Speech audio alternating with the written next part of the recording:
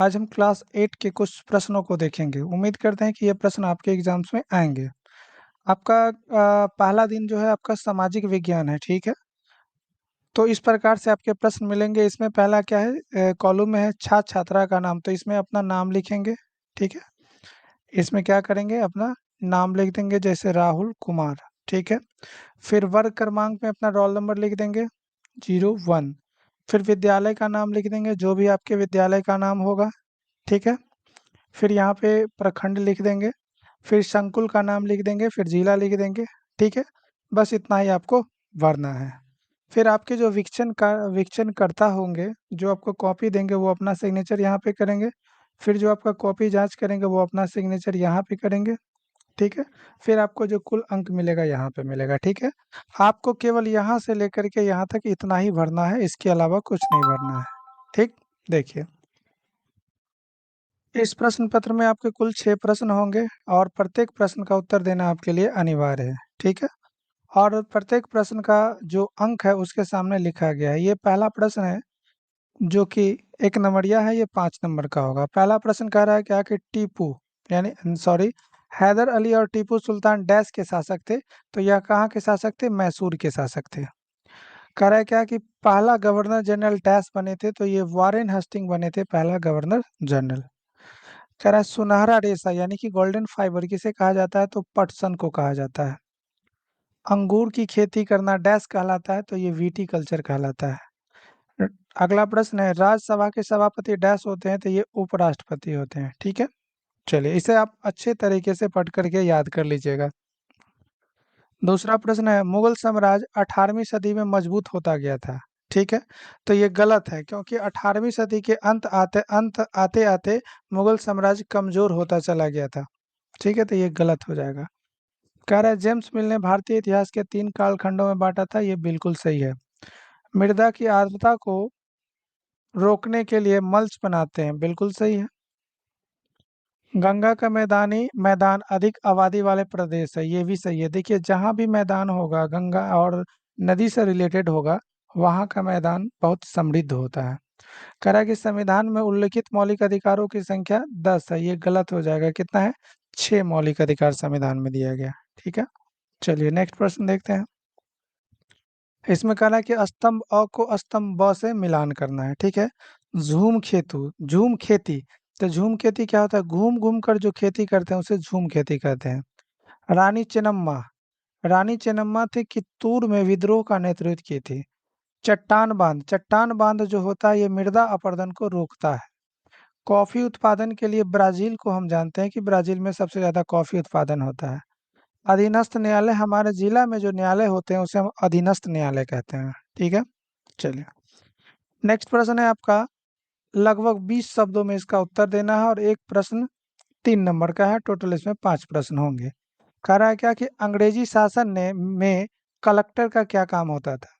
तो अंग्रेजी शासन में कलेक्टर का मुख्य काम जिले से राजस्व और कर वसूल करना, कानून और व्यवस्था बनाए रखना और सरकार द्वारा बनाई गई योजनाओं को लागू करना, यही कलेक्टर का काम होता था। दूसरा, महाभियोग किसे कहते हैं? तो महाभियोग एक ऐसी संवैधानिक प्रक्रिया है जिसका उद्देश्य संसद द्वारा राष्ट्रपति या उच्च न्यायालय या फिर उच्चतम न्यायालय के न्यायाधीश होते हैं ना, अगर वो संवैधानिक जो प्रक्रिया दी गई है उसका उल्लंघन करते हैं, तो उसके आरोप की जांच करने के लिए तथा उसे पद पद से हटाने के लिए क्या किया जाता है? महाभियोग की प्रक्रिया लाई जाती है, ठीक है। तो ये उसी प्रश्न का ऊपर वाला का। अगला करें संसाधन संरक्षण क्या है?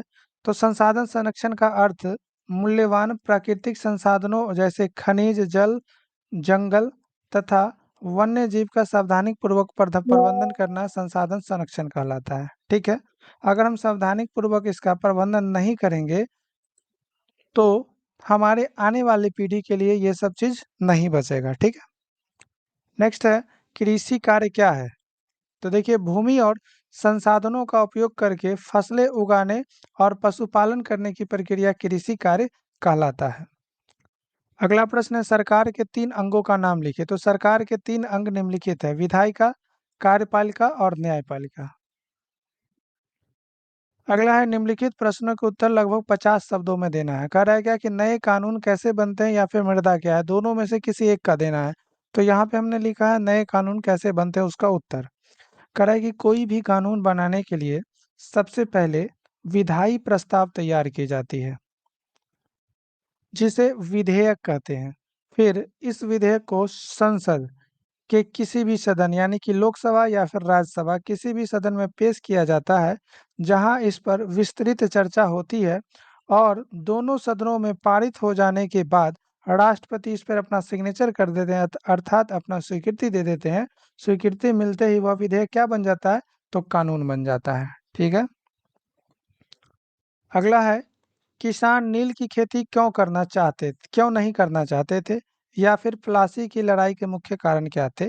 तो इस प्रश्न को हमने लिखा है। देखिए, प्लासी के युद्ध के मुख्य कारण ब्रिटिश ईस्ट इंडिया कंपनी और बंगाल के नवाब सिराजुद्दौला के बीच टकराव थे, जिनमें कंपनी व्यापारिक विशेषाधिकारों का दुरुपयोग करते थे। ये जो सिराजुद्दौला उसको व्यापार करने का अधिकार दिया था, अब उस अधिकार का ये लोग क्या कर रहे थे, अंग्रेज दुरुपयोग कर रहे थे और नवाब के अनुमति के बिना कलकत्ता की किलाबंदी करना शुरू कर दिए, नवाब के शत्रुओं को शरण देना शुरू कर दिए। इत्यादि कारणों से क्या हुआ था, प्लासी की लड़ाई हुई थी। अगला प्रश्न है, ये आपका 10 नंबर का है। निम्नलिखित में किसी एक का उत्तर लगभग 100 शब्दों में देना है। अस्थाई बंदोबस्त क्या था, या फिर इस्पात को आधुनिक उद्योग का मेरुदंड क्यों कहा जाता है, ये प्रश्न है। तो ये देखिए, अस्थाई बंदोबस्त क्या था। अस्थाई बंदोबस्त ब्रिटिश काल में 1793 ईस्वी में लॉर्ड कॉर्नवालिस के समय में लाई गई थी। यह एक भू राजस्व वसूली का एक प्रणाली थी, जिसमें जमींदारों को भूमि का अस्थाई मालिक बना दिया गया था और उनसे लगान वसूला जाता था, जिसे कभी बदला नहीं जा सकता था। जमींदार किसान से लगान वसूल कर ईस्ट इंडिया कंपनी को देते थे और इसमें कुछ हिस्सा जमींदार अपने पास भी रखते थे। यह व्यवस्था मुख्य रूप से बंगाल, बिहार, उड़ीसा और बनारस जैसे क्षेत्रों में लागू की गई थी। इसे ही हम क्या कहते हैं, अस्थाई बंदोबस्त कहते हैं। ठीक है। यही आपके एग्जाम के